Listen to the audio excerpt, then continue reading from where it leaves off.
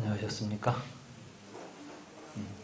이제 날씨가 거의 여름이 다 된 것 같습니다. 오늘 또 아마 30도 가까운 낮 기온이 되는 것 같습니다. 그래도 우리가 공부하는 이곳은 참 서늘합니다. 그렇죠? 네. 인도에서는 그 서늘한 걸 아주 행복한 곳이라고 생각을 했습니다. 그래서 우리가 이제 청량이라는 말 쓰죠. 청량. 우리나라에는 청량이라는 지명이 많습니다. 서울에도 청량리가 있고 또 청량산이 있죠. 청량산은 곳곳에 있습니다. 우리 경기도에도 청량산이 쭉 과천 어디냐 저쪽에 뭐입니까? 아무튼 청량산 또 저쪽 경북에도 가면 청량산이 있고 청량이 극락을 의미합니다. 청량국.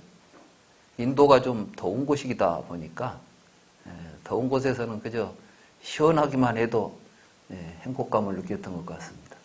그래서 이제 청량 그러면 이건 바로 극락을 의미하는 것인데 우리 이 법당이 참 청량합니다. 그래서 맑고 서늘한 이런 좋은 공간에서 우리가 이제 공부하게 됐는데 아마 올 여름에도 크게 이곳은 덥지 않을 것 같고 또 서로 덥다 하더라도 또 이 냉방 시설이 잘 되어 있어서 우리들이 청량한 곳에서 부처님 법을 공부할 수 있게 된 것 같습니다. 우리는 그 지난 시간에 아자타사투 왕이 이제 부처님에게 물었죠. 출가해서 수도를 하고 승려가 되어서 또는 불교 공부를 하게 되면 무슨 이익이 있습니까? 아마 요즘처럼 이제 이 자본주의, 특히 이제 이런 물질적인 쾌락이 만연한 시대에는 요즘 그러니까 절에 스님들 출가도 잘 안 한대요. 굉장히 지금 절집도 큰 문제가 생겼답니다. 그건 뭘 의미하겠습니까? 세상 사람들이 생각할 때 출가해가지고 수행을 해서 뭐 좋은 게 있다는 생각을 안 하는 거예요. 거기 가면 뭐 하고 싶은 것도 못하고 모든 게 이제 제약받고 속박받는 가운데 행복하지 못하다는 것이죠. 사람들은 어느 곳을 갈까요? 행복한 곳으로 갈까요? 불행한 곳으로 갈까요? 누구나 다 행복한 곳을 찾아갑니다. 근데 뭐가 행복한지를 알아야 될 거 아니에요. 뭐가 진정한 행복인지. 뭐 엊그제 여기 근방에 버닝썬이 그가 그렇게 행복했던가 보죠. 하루에 막 수천만 원씩 하루 저녁에 쓰면서 돈을 쓰고 놀았다고 그래요. 근데 그 결과가 참 행복합니까? 그럼에도 불구하고 우리는 거기는 어쩌다 이제 문제가 돼서 그렇지 문제 없이도 또 놀 수 있는 곳이 있다. 이런 이제 생각을 합니다. 그러면 그 사람들이 왜 그렇게 그 돈을 써가면서 막 저녁마다 찾아갔을까요?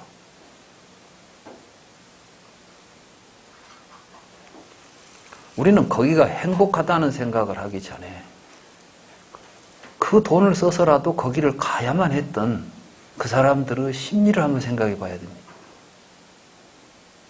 그럼 거기를 안 가면 어떤 느낌을 느끼겠어요? 그날 저녁에 견딜 수가 없겠죠. 거기를 가서 즐겨야 그날이 지나가는 것이고 그렇지 않으면 이제 그냥은 그날 진짜 저녁을 못 보내는 거예요. 그러니까 이제 저녁마다 가서 놀아야지. 그러면 가지 않을 때는 행복하지 못한 것 아니겠어요? 갈 때만 행복하지. 쾌락의 성격이 그렇습니다. 그때는 굉장히 우리를 즐겁게 만족시켜 주는데 뒤에 가면 더 강한 쾌락을 요구하고 또 그것이 흡족되지 않을 때는 우리들의 심리를 더욱 불안하게 하고 초조하게 하고 무기력하게 합니다. 그래서 이제 점점 더 강한 쾌락을 추구하다 보니까 이제는 맨정신으로는 도저히 그 쾌락을 만족할 수가 없으니까 이제 약에 의존하게 되는 것이죠. 이제 약이 없으면 어쩌죠? 이제는 막 미치는 겁니다. 그게 행복입니까? 그런데 우리는 지금 그것 말고는 그런 방향의 행복 말고 다른 행복이 있을 것 같다는 생각을 못하는 것입니다. 심지어는 종교에서조차 그 신을 믿고 그 종교를 믿으면 돈을 많이 번다는 이야기를 합니다. 돈을 많이 번다는 건 뭘 의미하는 거죠? 그 많은 돈으로 뭘 하겠다는 거예요? 돈으로 살 수 있는 행복이 무엇입니까? 그게 쾌락입니다. 그러니까 결국은 종교조차도 지금은 쾌락주의에 심히 오염되어 있다는 사실을 알 수가 있습니다. 절에다가 불공을 드리면 1,000원을 불공 드리면 10,000원을 번다. 아마 우리 불국원에다가 불공을 하면 10배로 돈을 벌 수가 있다고 한다면 서울 시민들 다 올 겁니다. 안 그러겠어요? 실제로 그런 이야기를 해가지고 많은 종교가 움직이고 있습니다. 그게 과연 올바른 길인가? 이제 아자타사투는 이 세상 사람들은 돈을 벌어서 그 돈으로 가족도 먹여 살리고 나름 자기 쾌락도 즐기고 할 일 하면서 사는데 절에 가서 아무 생산도 하지 않지 않느냐. 사실은 이제 공산주의도 근본적으로는 유물론이죠. 그러니까 이제 마르크스주의가 상당히 위험한 게 뭐냐면 마르크스주의 굉장히 사실은 사상적으로 보면 훌륭합니다. 왜냐하면은 그 당시 이제 우리보다는 훨씬 앞서서 자본주의가 가지고 있는 모순들이 드러난 게 서구 사회예요. 그러니까 이제 19세기 말 20세기 초에 이미 서양에서는 자본주의가 안 되겠다 하는 생각이 나타나기 시작한 겁니다. 그래가지고 이 자본주의의 속성을 가장 심도 있게 본질적으로 분석을 하고 비판을 한 게 막스의 자본론이라는 저술이에요. 그러면서 이제 결국은 사회 전체의 흐름이 물질적 토대를 중심으로 해서 변증법적으로 변화해 왔다고 하면서 역사를 이제 그런 그 변증법적인 역사관을 가지고 세계의 역사를 이제 쭉 분석을 합니다. 과거의 역사를 분석한다는 것은 무엇을 의미하냐면은 미래에 가야 될 방향을 설정하는 것입니다. 왜 역사가 중요한가? 많은 사람들이 역사는 지나간 일이라고 생각합니다. 그렇지 않습니다.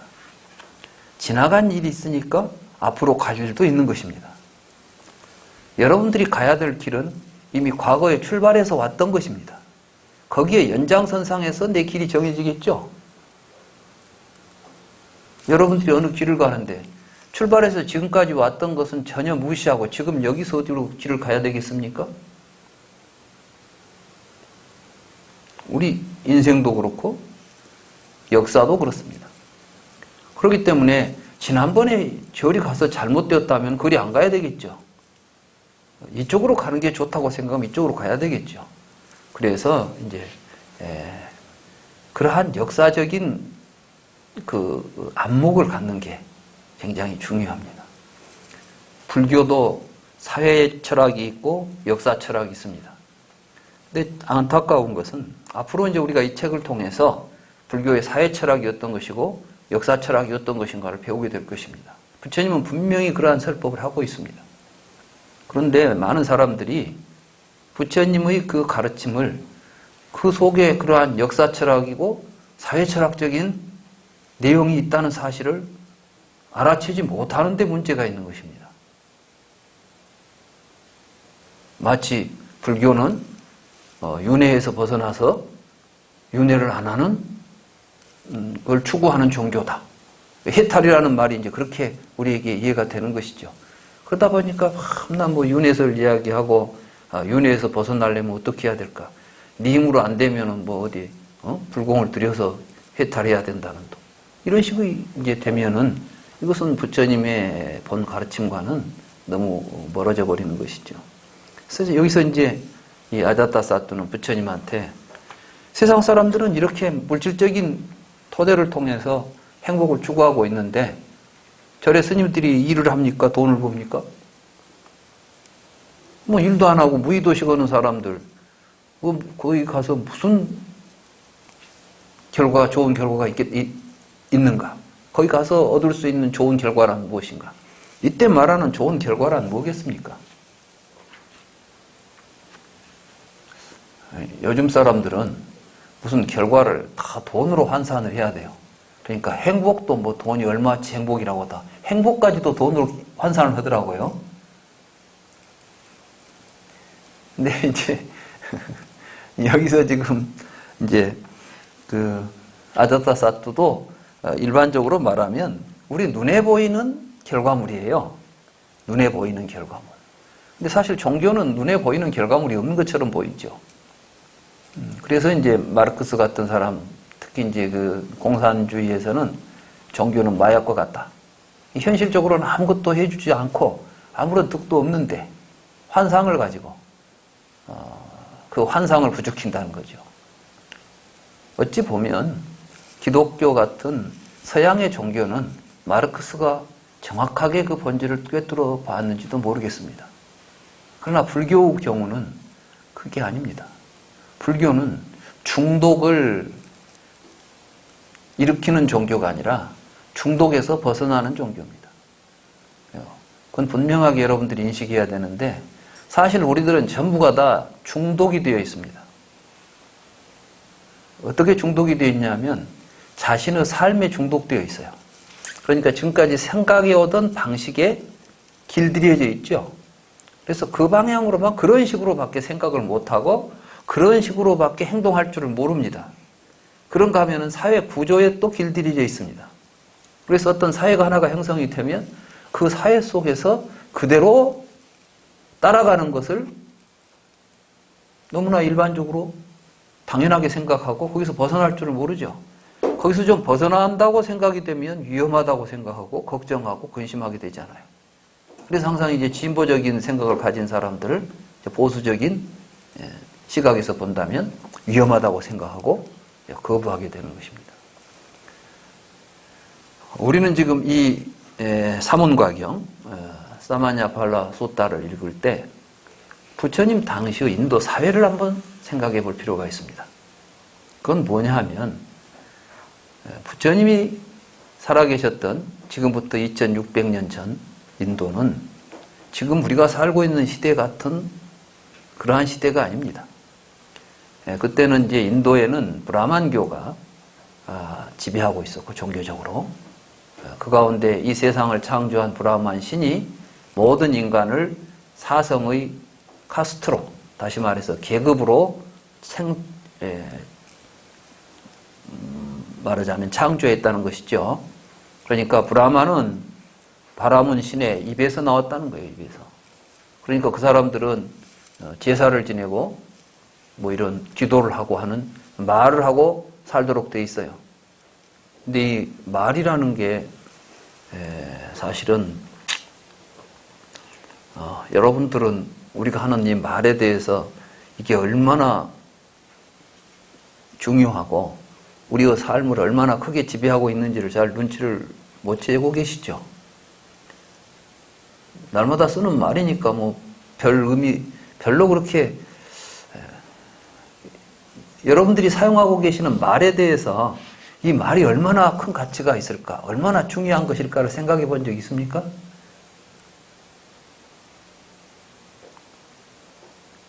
실제로는 우리가 사용하고 있는 언어가 우리의 영혼이고 정신입니다.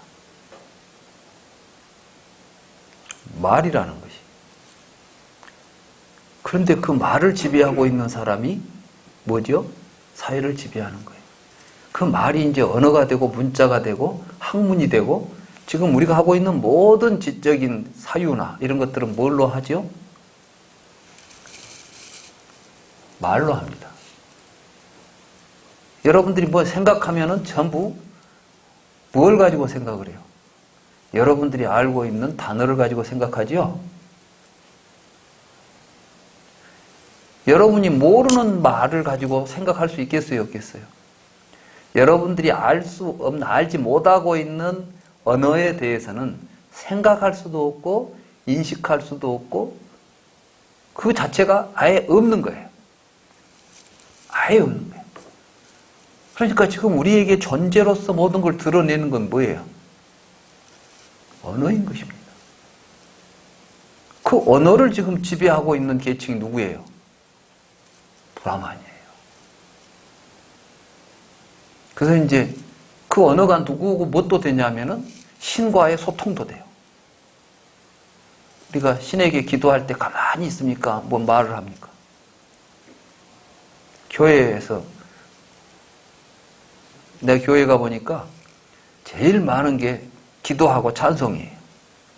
교회는 그 두 가지가 처음부터 끝까지 기도와 찬송만 합니다. 그건 뭘로 하죠? 찬송을 뭘로 합니까? 말로 하죠. 말도 아름답게 하려니까 거기다 곡조를 붙이는 거예요. 말을 더 곱게 하려고. 그러면 이제 음악이 되는 거예요. 그러니까 결국은 우리의 삶이라는 것이 말로 이루어져 있어요. 그렇기 때문에 우리의 삶을 제대로 들여다보려면 말에 대한, 언어에 대한 근본을 알고 언어에 속지 않아야 돼요. 우리는 전부 지금 오랫동안 우리가 가져온 언어적 관습에 빠져가지고 언어에 중독되어 있는 것입니다. 불교는 바로 그러한 데서부터 우리를 해탈시키는 종교예요. 그게 돈으로 되겠습니까?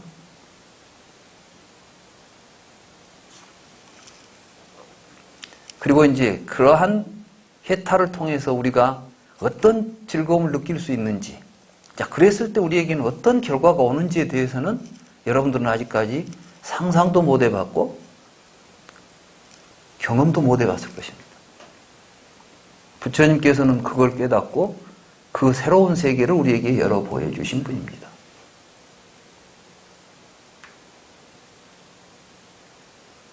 지금 우리가 살고 있는 시대가 아무리 많은 발전을 하고 있고 뭐 눈에 볼 때는 휘황찬란하고 참 우리가 넋을 다 빼놓을 정도로 대단한 것이 있는 것 같지만 그게 실제로 다 우리들의 언어적 구조 속에서 이루어지고 있습니다. 근데 이제 부처님께서는 그러한 인도사에, 다시 말해서 이제 브라만이 말로써 먹고 사는, 그러니까 이 세계를 언어적으로 지배하는 사람들이에요. 그 다음에 이제 크샤트리아가 등장하죠. 크샤트리아는 어깨에서 만들어진 존재입니다. 그러니까 이제 브라만의 입에서 나온 존재는 브라만이고 어깨에서 나온 존재는 크샤트리아인데 이 사람들은 뭐냐면 무력이에요. 권력이죠. 권력. 이 두 요소가 어느 지역에서나 글과 문무라 그러죠. 우리나라도 이게 이제 문관과 무관이 있죠. 우리 지금 대한민국 정부도 권력 구조를 딱 둘로 쪼개면 문무예요. 경찰, 검찰, 또 군인 이런 사람들은 뭐예요? 이건 이제 권력 무지요, 무. 그러면 이제 법원, 판사 또는 교수 이런 사람들은 뭐예요? 이제 문이잖아요. 그러니까 이제 이 두 사회를 지배하는 두 계층. 그래서 사실은 이 문자는 권력입니다. 그래서 이제 언어는 권력이죠. 그래서 옛날에 글을 말하자면 우리나라에서도 상놈들이 말하자면 하층 계급이 글을 공부하면 잡아다가 죽였어요. 이놈들은 이 반역의 기운이 있다는 거예요. 그러니까 그건 뭐예요? 이 문자, 지식, 이게 이제 권력이에요. 그런 권력을 장악하고 있는 사람들이 이게 이제 세습화가 되는 겁니다. 그래서 한 번 브라마는 영원한 브라마이죠. 그러니까 이제 브라마는 자손 대대로 브라만이야. 또 크샤트리아는 무력으로 권력을 장악하고 있는 사람들은 또 거의 세습되죠. 그런가 하면 이제 뭐입니까? 재물을 가지고 또 부가 형성되겠죠. 권력이 형성되겠죠. 말하자면 이제 재산을 많이 가진 것도 이게 하나는 이 어떤 우리들의 정신 세계를 지배하고, 하나는 힘으로 지배하고, 하나는 이제 어떤 이 재물로서, 이게 이제 바이샤예요. 그래서 이 세계는 이런 세 계층에 의해서 이제 균형을 서로 잡고 있는데, 그 토대가 뭐가 있어야 되겠어요? 정말 이제는 인간 이하에 아무런 이 인간으로서 가치도 의미도 인정받지 못하는 종들이 저 밑에서 발바닥에 인생을 살아야 되는 거예요. 그래서 그 내용을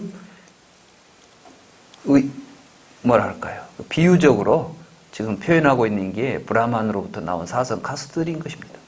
그걸 사회적으로 정당화시켰고, 인도에서는 지금도 그 카스트에 대한 믿음들이 계속 유지되다 보니까, 전통적으로 거의 중독되어 있다 보니까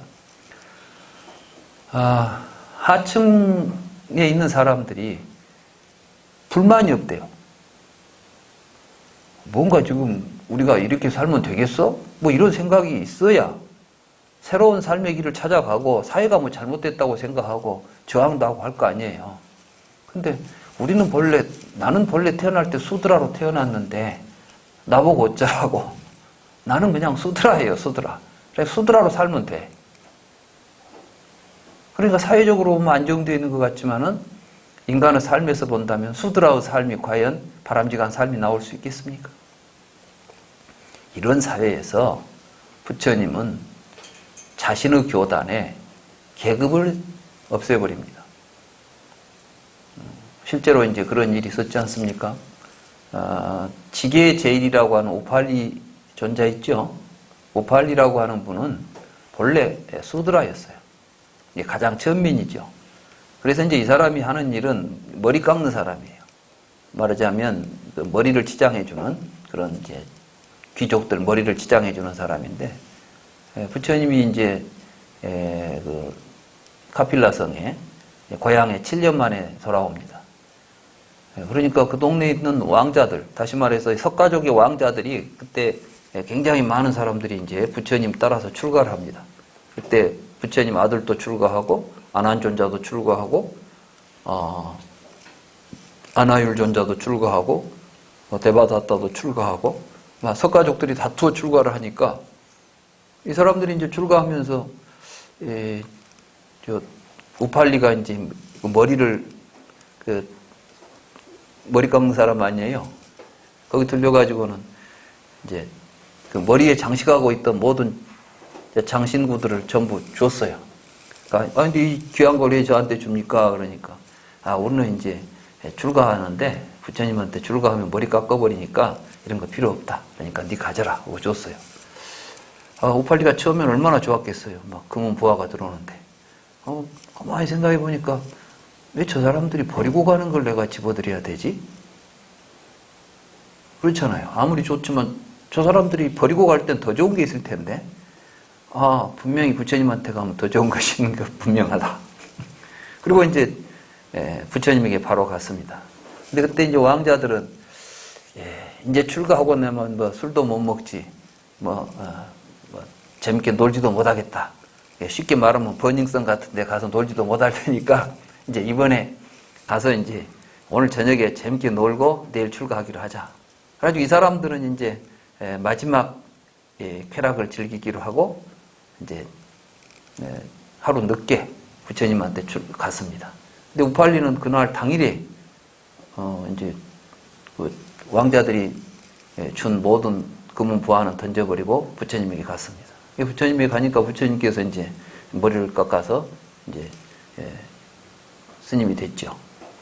그 뒤에 이제 왕자들이 오니까 부처님께서 너희들 머리는 우팔리가 깎아라. 이제 왕자들이 생각할 때 그 천한 우팔리가 어떻게 우리 귀한 신분에 우리 머리를 깎는단 말씀입니까? 그 이제 굉장히 불만들이 많았어요. 우팔리는 본래 머리를 잘 깎으니까 우팔리가 깎으면 될 거 아니냐. 그래도 그렇지 어찌 우팔리같이 천한 사람이 우리 머리를 깎아야 된단 말입니까? 그때 이제 부처님이 하신 말씀이 그대들이 출가하기 전에는 마치 강물이 땅을 흘러갈 때 이것은 겐지스 강이다, 저것은 야무르 강이다, 이것은 뭐 인더스 강이다 이렇게 각각 다른 이름을 가지고 흘러가지만 이게 바다에 이르면 한 가지 짠맛이다. 다 짠 바닷물일 뿐이다. 그대들이 출가하기 전에는 각기 다른 사성의 신분을 가지고 있었다 할지라도 내 법 안에 들어오면 다 평등한 수행자인 것이다. 그래서 이제 사성 평등을 이야기해요. 이게 사실은 보통 이야기가 아닌 겁니다. 사회가 가지고 있는 어떤 전체적인 구조와 관습 자체를 일거에 그냥 무시해버리고 부처님이 뭘 깨달은 거예요, 그러니까. 우리는 여기서 부처님이 뭘 깨달았는가를 또 생각해야 돼요. 부처님은 우리는 모두가 다 같이 서로 의존해 살아가고 있기 때문에 근본적으로 평등한 존재라는 겁니다. 그리고 또 이 평등한 가운데에서 누구나 다 자유롭게 자기 행복을 추구할 권리가 있다는 거예요. 우리는 자유를 이야기하는데 자유의 속성은 다른 게 아닙니다. 행복을 추구할 수 있는 자유지요. 우리가 무슨 행동을 선택한다는 것은 우리는 그 행동을 통해서 행복해지고자 어떤 행위를 선택할 거 아니겠습니까? 그러니까 결국 자유가 지향하는 것은 뭐겠습니까? 행복입니다. 그래서 누구나 다 행복할 수 있는 권리가 주어져 있는 것이죠. 이게 이제 말하자면 기본적인 인권 문제죠. 인권 문제. 왜 수드라는 종노릇만 해야 됩니까? 나도 인간인데 행복할 수 없겠습니까?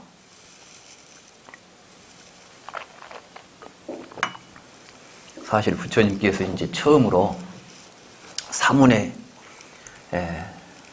부처님에게 출가한 사문이 어떤 좋은 결과가 있겠습니까? 라고 내 눈에 보이는 결과를 말해주세요 라고 했을 때 부처님이 지금 아자타사투에게 예로 든 것은 당신의 종이 만약에 당신의 종이 있는데 그 종이 나에게 출가해가지고 여기서 수행을 하고 있다면 당신은 그 사람을 종으로 보겠습니까? 수행자로 보겠습니까? 이렇게 이제 묻는 거 아니에요.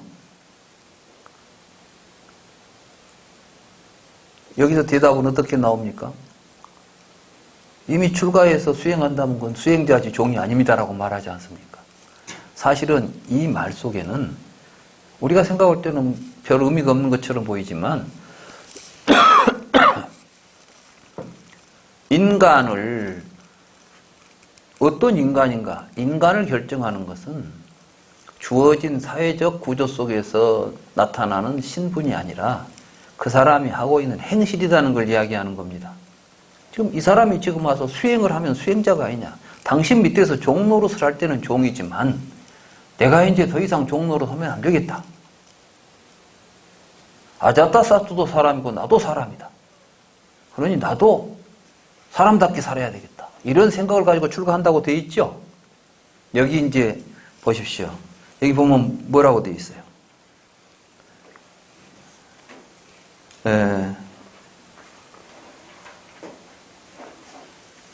여기 보면 이렇게 나옵니다. 그 75쪽에 보면 35번 대왕이시여 어떻게 생각하십니까? 그대에게 먼저 일어나서 늦게 자고 어떤 일에도 복종하고 즐겁게 해주고 사랑스럽게 말하고 안색을 살피는 종이 있다고 합시다. 그가 이렇게 생각했다고 합시다. 공덕에 가는 길, 공덕의 과보는 실로 불가사의하고 경이롭구나. 마가다이 왕 아자타사투에데이 붓다도 사람이고 나도 사람이다. 마가다이 왕 아자타사투에데이 붓다는 오용락을 부족하고 구비하여 생각건대 천신처럼 즐긴다. 그러나 나는 먼저 일어나서 늦게 자고 뭐 이렇게 이제 자기 자신에 대한 반성을 하는 거죠.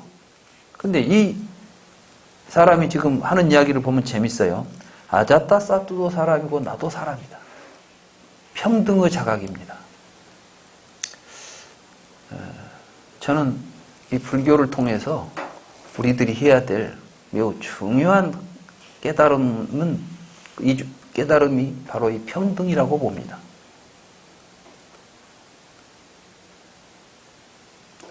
저는 불경을 읽으면서 부처님을 보면서 불경 속에 나오는 부처님은 정말 모든 사람 앞에 평등하신 분입니다.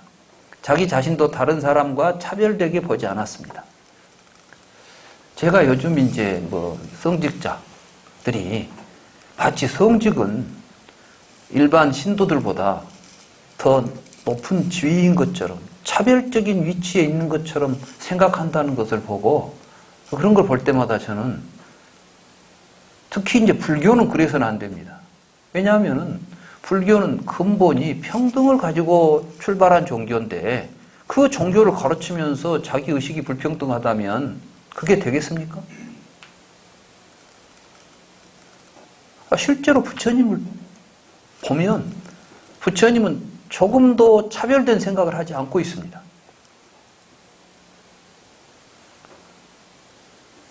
우리가 항상 그걸 기억합시다.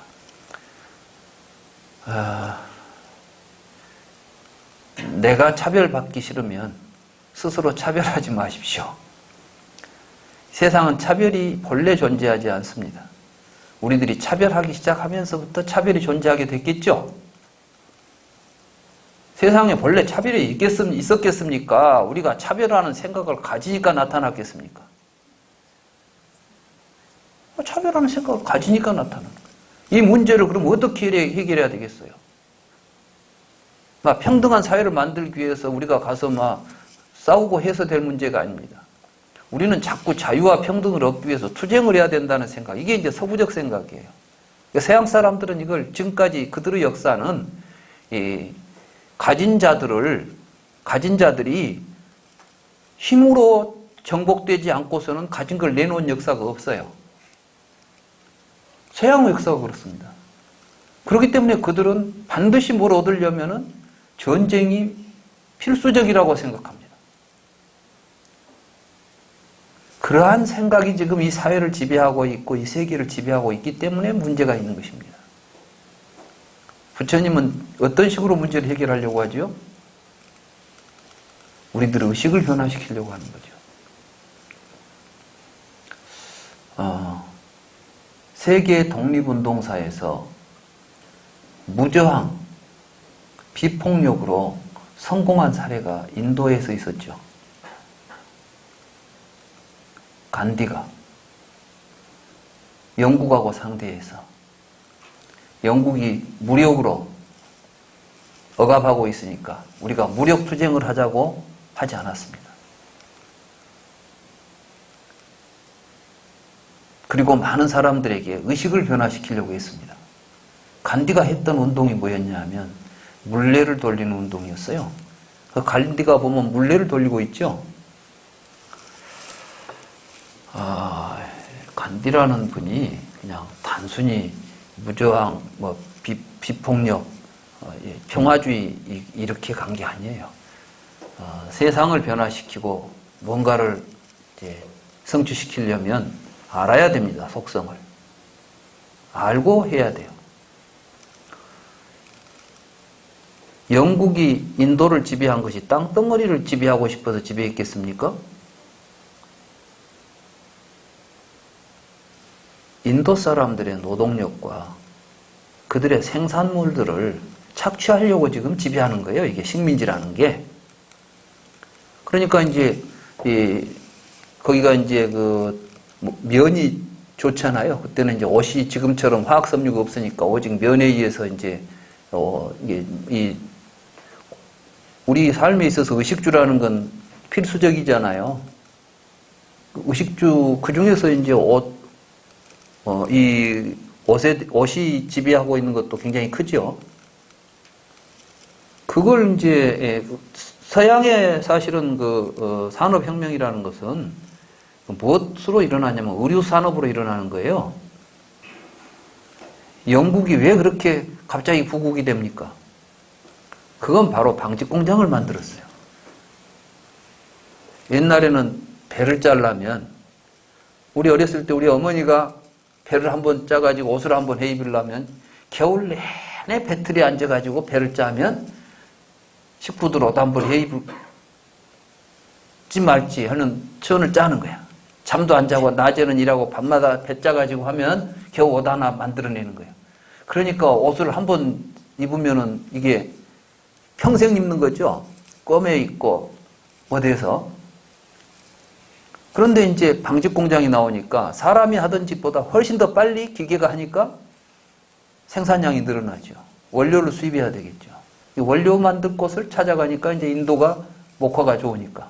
그래서 그 사람들은 이제 목화를 이제 많이 생산하기 위해서 지금 그 목화밭을 새로 개척한 데가 아메리카예요. 흑인 노예들이 왜 아메리카로 갑니까? 목화밭에 노동을 하러 가는 거예요. 그러니까 사실은 이 세계 경제에 지금 이 17세기, 18세기 이렇게 이제 그 뒤에 산업혁명과 더불어서 나타났던 이 시대는 사실은 목화의 문화예요.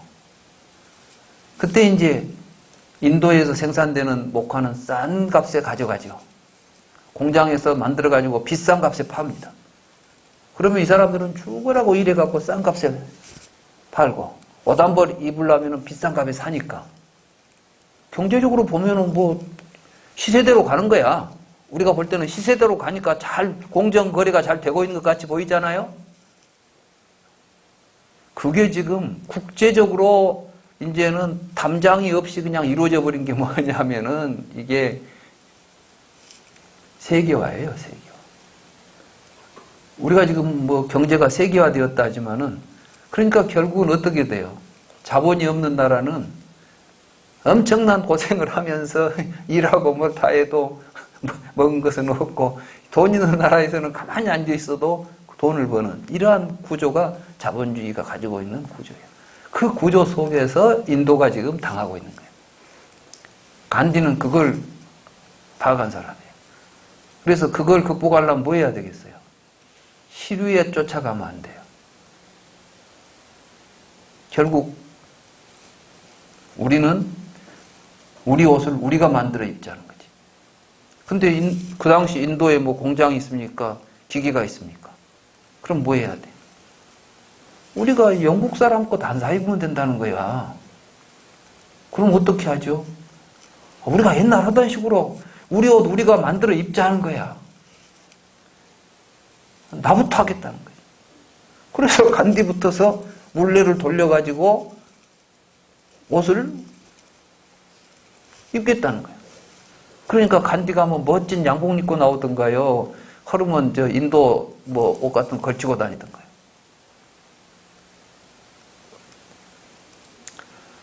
예. 인도는 독립운동을 그렇게 했어요.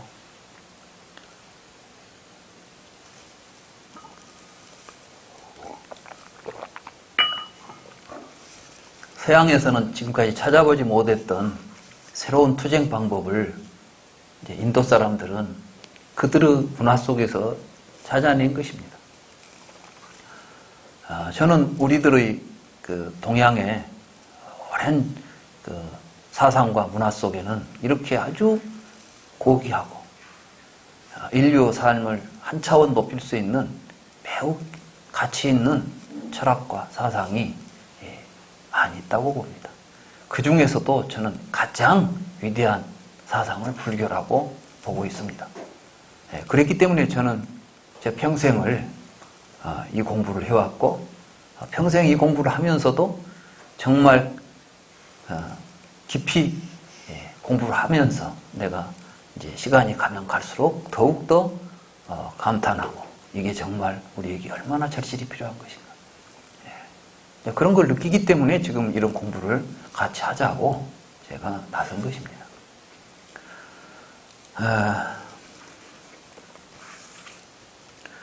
그렇습니다. 우리는 평등합니다.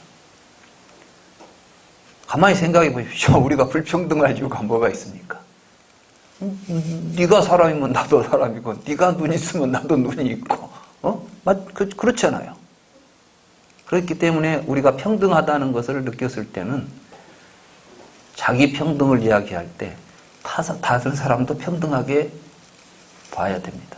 그럼 여기서 한번 생각해 봅시다. 우리는 똑같이 평등한 존재입니다. 근데 이 평등도 레벨이 있어요. 그렇죠? 우리가 이 같은 평평한 지형도 레벨이 있다니까. 자, 우리가 좀 평등한데 저 밑바닥에서 평등해야 좋겠습니까? 저 고귀한 곳에서 평등해야 좋겠습니까? 예? 고귀해지고 싶죠? 그러면 이 고귀한 평등성이 어디에가 있겠습니까?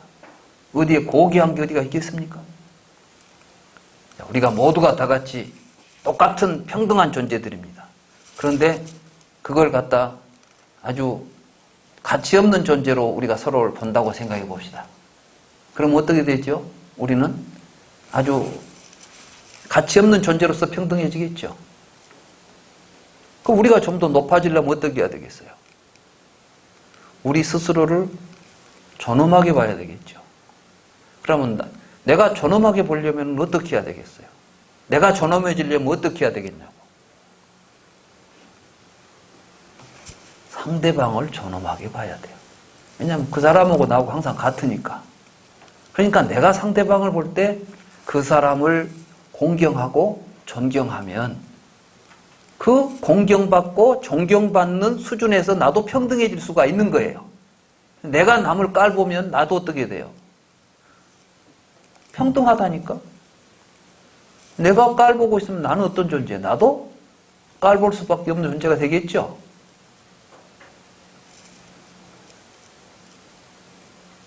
그렇습니다. 인간의 존엄성은 신이 우리에게 준 게 아닙니다. 사실은 이제 어떤 다른 종교에서 마치 이 세상의 모든 존재들에게 가장 높은 지위로서 인간을 창조한 것처럼 이야기를 합니다.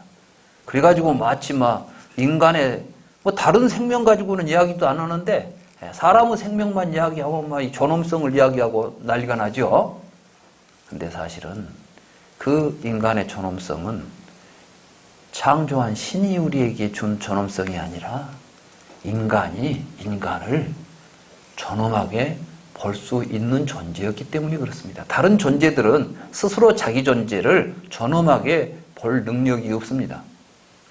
인간은 인간 스스로를 존엄하게 볼 수 있기 때문에 존엄한 존재가 된 것입니다. 근데 요즘은 가면 갈수록 인간 스스로를 어떻게 해요? 짐승만 또 못한 존재로 만들어가고 있어요. 지금 우리 주변에 일어나고 있는 사건들을 보십시오. 이게 짐승도 해서는 안 될, 짐승만 또 못한 일들을 하고 있지 않습니까? 이 짐승만 또 못한 일을 하도록 만들어내고 있는 사상과 그 사회적 배경이 뭡니까? 나는 그게 바로 이 유물론이고 자본주의라고 봅니다. 돈을 위해서라면 모든 짓이 되어버렸잖아요. 이런 사회 속에서 우리가 경제적인 부만을 최고 가치로 삼고 가야 되겠습니까? 요즘도 뭐 하면은 다 좋은데 경제가 안 되면 안 된다는 거야. 대통령을 막 순 경제 대통령만 이야기해. 우리 경제 대통령한테 몇 번 속았어요. 근데도 지금도 앉아서 경제 이야기라고 해요. 이게 중독 현상이에요. 돈에 중독되어 있는 겁니다. 진정한 행복은 그런 데가 있지 않다는 걸 지금 부처님 우리에게 가르쳐주고 있는 것입니다. 그래서 이제 이 사람한테 첫째 지금 여기서 이 종 이야기를 하면서 아자타 사투에게 지금 은근히 하고 있는 이야기는 뭐예요? 종도 사람이고 너도 사람이다. 이게 지금 그 말 아니에요? 그러니 평등하지 않냐. 여기서 차별은 무엇 때문이냐? 공덕 때문이다. 무슨 공덕? 공덕은 뭘로 지어요? 여러분이 공덕을 저 부처님 앞에다가 돈 내갖고 공덕을 지을 것 같아요?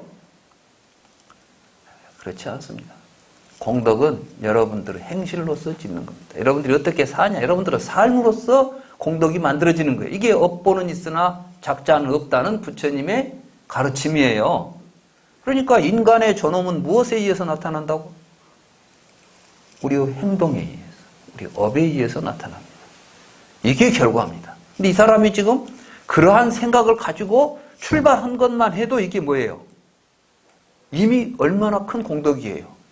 그러니 왕이 종에서 지금 신분을 변화시키고 있잖아요. 이 종이 지금 나도 사람인데 나도 공덕 좀 지어보고 나도 공덕을 지어가지고 아자타사투 같은 삶을 좀 살고 싶다라고 생각을 일으키는 것 자체가 얼마나 큰 공덕입니까? 그 결과가 얼마나 큰 것인가를 아자타사투에게 지금 보여준 거 아니에요. 그러니까 아자타사투가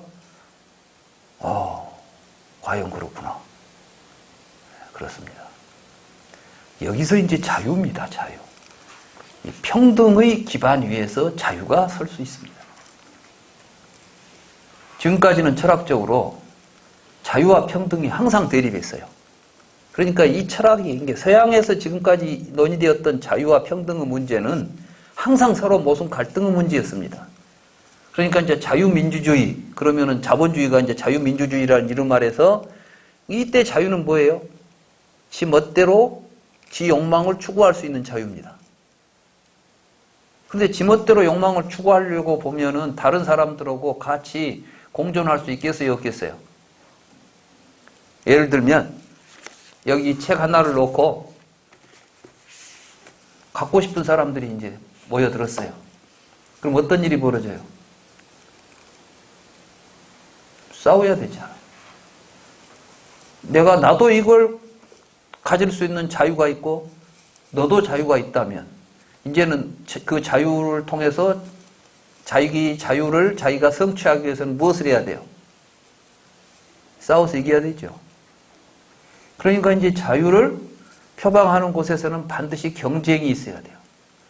경쟁에서 이기는 자만이 자유를 쟁취할 수가 있는 거예요. 지금 우리가 살고 있는 이 사회를 정확하게 읽을 필요가 있어요. 맞죠? 그래서 지금 우리는 얼마나 많은 경쟁을 지금 부추깁니까? 근데 이제 평등은 뭐였냐? 이 평등은 이 공산주의에서 이제 평등을 가만히 보니까 너무 이렇게 경쟁을 시켜가지고 뭔가 누가 선점을 하게 되면 그 다음에는 공정한 경쟁이 안 돼요. 지금 경쟁이 뭐가 문제냐면 이 정의라는 문제는 공정성의 문제거든요. 사회 정의라는 것은 공정성의 문제고 공정한 기회를 주는 거예요. 그런데 돈을 많이 가진 사람하고 적게 가진 사람이 똑같은 경쟁을 할 수 있겠어요? 원천적으로 안 돼요. 지금도 어떤 사람들은 자기 은행에 지금 돈이 얼마씩 들어온지를 몰라 그냥. 셀 수가 없어. 저절로 들어와. 이게 뭐 경쟁입니까? 그러니까 사유재산 제도를 없애고 사회가 가지고 있는 모든 재산을 공유화하고 공동으로 평등하게 분배해서 쓰자는 거예요. 이게 이제 공산주의 아니에요. 함께 생산하고 함께 나눠 쓰자. 얼마나 멋지고 좋아요. 근데 공산주의가 성공했습니까? 이게 전부가 다 지금 이 서구에서 나타난 현대 사상들은 이 과학과 더불어서 나타난 모든 사상들은 유물론적 토대를 갖습니다. 그러니까 자유도 물질적인 것을 소유하는 자유, 평등도 물질적인 것을 공평하게 소유하는 자유, 평등 이런 것들을 추구하다 보니까 평등한 사회를 지향하면 뭐가 안 되죠? 자유가 억압되죠. 자유롭게 하다 보면 평등이 깨지잖아요. 그러니까 결국은 두 사상이 대립하면은 전쟁으로 가는 거예요. 그게 지금 어디에서 아직도 지금 유지되고 있어요. 그 서구에서 만들어진 이 두 사상의 적대 관계가 다른 데서는 이미 다 이제 경제적으로 다 풀렸어요. 우리만 지금 남북 관계가 얽혀 있잖아요. 잘 생각해야 됩니다. 이거 우리가 원해서 된 겁니까? 지금 우리가 우리들끼리 맡겨놨는데 우리가 지금 적대 관계를 갖고 있습니까?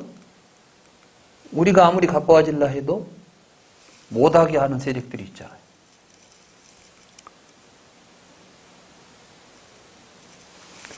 그러니까 실제로 지금 우리는 이 대한민국에 살면서 경제가 지금 막 문제다, 막 경제적으로 살자, 이렇게 할 때가 아니에요, 우리가 지금. 우리는 지금 이 세계에서 가장 지금 어려운 처지에 있는 민족이라는 것을 우리가 인식해야 됩니다. 근데 자꾸 이제 이런 민족 이야기 하게 되면 또 전체주의로 가고 뭐도 해가지고 부정적인 시각으로 보면서 그냥 나라가 어찌되든 무엇이 되든 잘 먹고 잘 살자는 식으로 우리를 지금 쇠뇌시키고 있는 작업들이 우리 주변에서 굉장히 많이 일어나죠. 그래서 경제 문제만 자꾸 건드려 대면 사람들이 경제에 이제 중독이 돼가지고 그 소리만 나오면 그냥 모든 걸 경제적으로만 해결했으면 좋겠다는 거야. 막 아파트 값이 막 올라가고 막 경제적으로 뭐 부자가 된 것 같아. 한번 생각해 봅시다. 아파트 값 올라간다고 해서 부자 됐는가? 그 살고 있는 집 그거 비싼지 싼지는 모르지만은 그건 우리들이 가지고 있는 그 상상 속의 돈이지 현실적인 돈이 아니에요. 그보다 경제적인 문제보다 더욱 중요한 것이 있다는 이야기를 하는 것입니다. 아자타사투가 묻죠. 그러면은 이제 우리는 경제활동을 해서 부를 얻는 것을 좋은 결과라고 보고 있는데 그보다 더 좋은 게 있습니까? 이렇게 물으니까 사람이 평등을 자각하고 자기 행복을 위해서 노력하는 가치, 이게 얼마나 소중한 가치냐, 이런 이야기 한 거 아니에요 지금. 그죠? 저는 이제 오늘 우리 또 젊은이들이 왔어요. 그래서 참 너무나 오늘 흥분이 됩니다. 우리 젊은 친구들이 광주에도 광주 공부하는데도 지금 대여섯 명이 지금 젊은 친구들이 왔어요. 그래가지고 이제 그 친구들이 또 막 지난번에는 저희들이 이제 또 여러분들에게 공양을 올리고 싶습니다. 그래가지고 떡이랑 막 해가지고 왔더라고요. 근데 이제 오늘 보니까 또 이렇게 젊은 우리 친구들이 와서 내가 너무 기분이 좋은데, 자기를 항상 나는 어디로 갈까? 내 삶을 어떻게 가는 것이 나에게 가장 행복한 삶이 될 것인가? 이것에 대해서 주인으로서 자기 삶을 스스로 결정해 가도록 하십시오. 이게 자유로운 사람의 특징이고 부처님의 가르침입니다. 부처님이 깨달은 것은 자유와 평등이 인류 보편의 진리라는 거예요. 다시 말해서 모든 존재는 상호 의존하고 있고 하나의 생명으로 어우러져 있기 때문에 높낮이가 없다는 겁니다. 이 세상의 모든 존재는 평등한 존재고 모든 인간은 평등하다는 데서 출발합니다. 그러니까 부처님이 이제 출가해가지고 어디 수행터를 가가지고 수행자를 찾아가서 할 때도 그 이야기를 합니다. 알라라 까라마를 찾아가서 이런 말씀을 하고 계십니다. 알라라 까라마도 사람이고 나도 사람이다. 알라라 까라마가 됐다면, 그런 일을 했다면 나도 할 수 있다. 이런 생각을 합니다. 자, 이걸 이제 부처님 가르침으로 한번 들어와 봅시다. 부처님이 깨달았다면 나도 깨달을 수 있다. 부처님도 사람이고 나도 사람이다. 이 생각이 불교 수행의 출발점이 되어야 합니다. 근데 막 부처님은 깨달았으니까 부처님의 의지에서 살아가자. 부처님은 그러라고 우리에게 지금 불교를 이야기하지 않아요. 그러니까 이제 여러분들은 큰 뜻을 가지십시오. 이제 불교를 공부하기 시작했으면, 그래, 시달타도 사람이고 나도 사람이다. 시달타가 그런 문제를 극복하고 인류를 구제할 수 있는 원리를 찾아냈다면 나도 그 생각을 가지고 그 깨달음을 얻어서 그 일을 해야 되겠다. 이런 원들을 세우십시오. 그 원을 세우는 것만 해도 그 원을 세우기 전과 세운 후에 인간의 가치가 다르다는 거예요. 바로 이 종놈이 나도 사람답게 살아야 되겠다는 생각 일으켜서 출가하니까 벌써 왕이 수행자로서 공경하는 위치에 가지 않습니까? 인간의 위치는 고정되어 있지 않습니다. 그래서 이제 사람은 업에 의해서 얼마나 고귀한 삶을 사느냐에 따라서 그 삶의 가치가 달라지는 것입니다. 사람의 가치가 달라지는 것입니다. 그러면 이때 이제 질문은 계속됩니다. 그러면 그거 말고 더 좋은 결과는 없습니까? 근데 사실은 그거 말고 더 좋은 결과라는 말로 표현을 했지만 이제 이건 이어져 있습니다. 자, 그렇게 출가했다고 해서 끝입니까?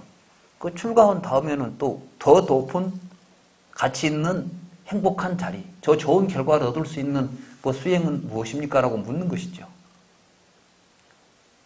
출가만 했다고 해서 끝나는 건 아니다 이 말이에요. 그래서 이제 37번, 76쪽에 보면 세존이시여 지금 여기에서 눈에 보이는 또 다른 사문의 과보를 보여줄 수 있습니까? 그래서 이제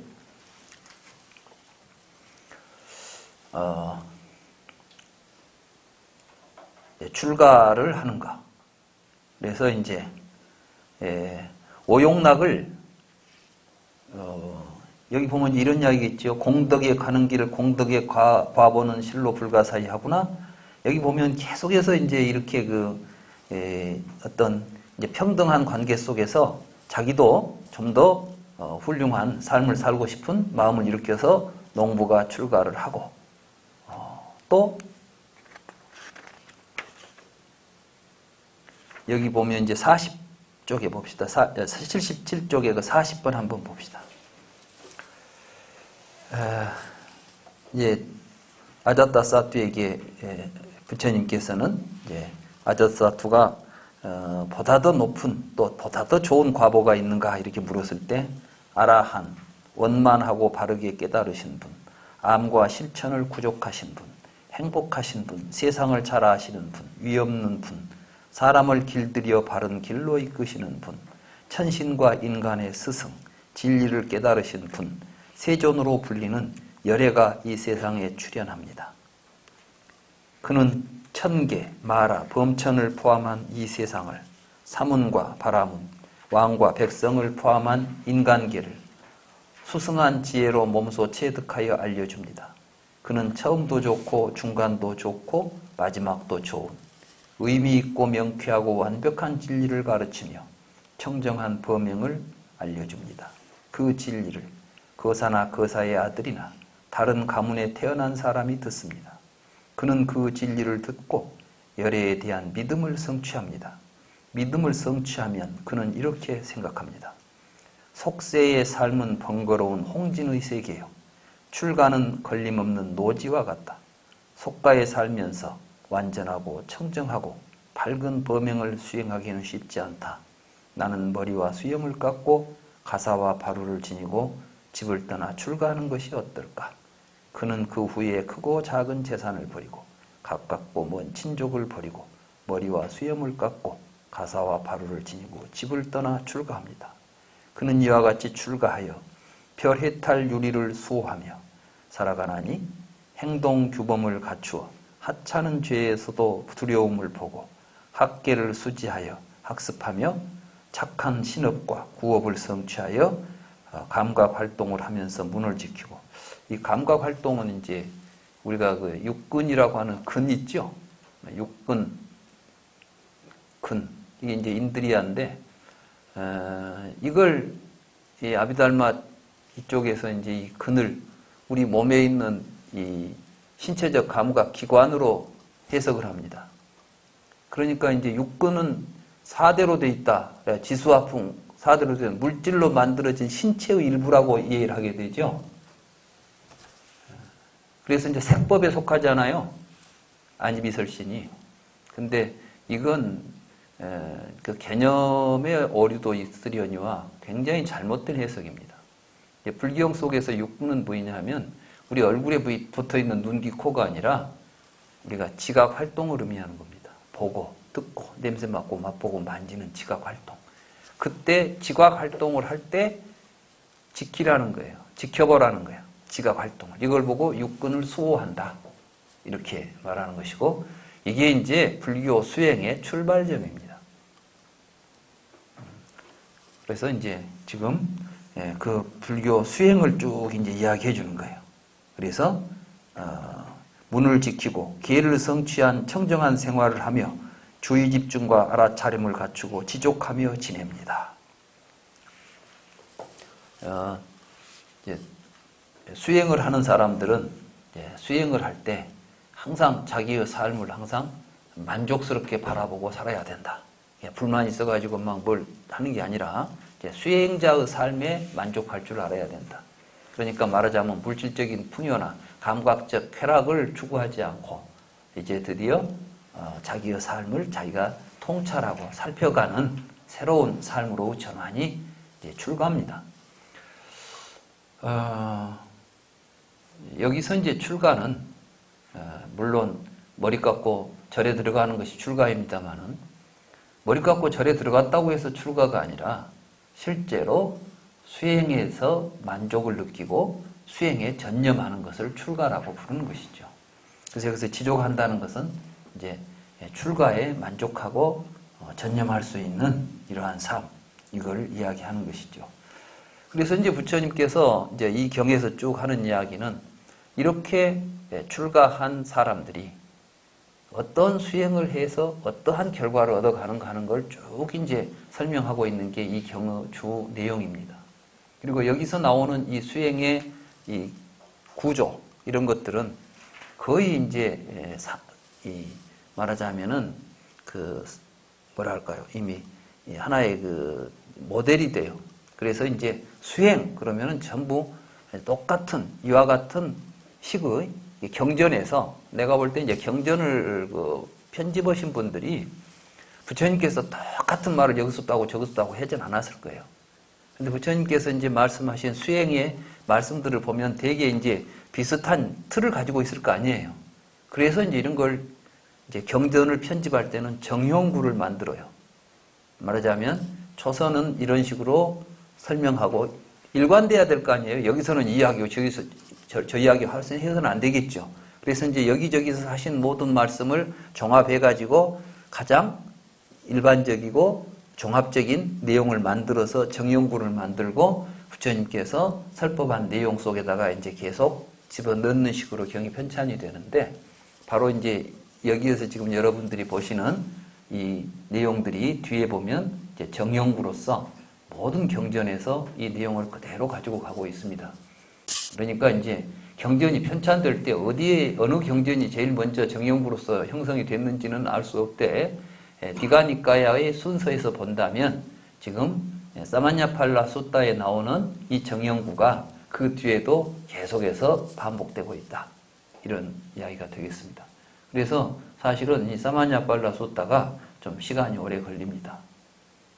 왜냐하면 불교 수행의 가장 기본적인 모델을 지금 보여주고 있기 때문에 그렇습니다. 이 디가니까야를 제가 한 5년 전에 처음 시작했을 때는 이 책이 나와가지고 한 학기 동안에 이 책을 다 읽자 해가지고 거의 내 강의를 주로 여러분들은 이제 대충 읽어가지고 오면 제 강의로 해서 한 번 강의할 때마다 경 하나씩을 또 심한 경우에는 2개씩을 한꺼번에 이제 해갔는데 그렇게 주마간산격으로 하는 것보다는 경 하나를 읽더라도 깊이 있게 바르게 읽어가는 게 좋겠다 싶어서 이제 이번 디가니까야는 제가 그렇게 시간에 구애를 안 받고 강의를 하려고 합니다. 그렇게 해서 하나하나 깊이 생각해서 이 디가니까야를 가지고 한 1년 할 수도 있고 더 길어질 수도 있겠습니다. 뭐 여기서 학점 딸 일도 없고 그렇죠? 여러분들이 그리고 실제로 이 디가니까야의 내용을 전체적으로 잘 이해한다면 불교 전체를 다 이해했다 해도 과언이 아닐 정도로 여기에 충분한 내용이 있습니다. 그러니까 이 경을 공부하시는데 조급한 마음 갖지 마시고 차분하게 하나하나 살펴가도록 하겠습니다. 하겠습니다. 잠깐 쉬었다가 강의를 진행합니다.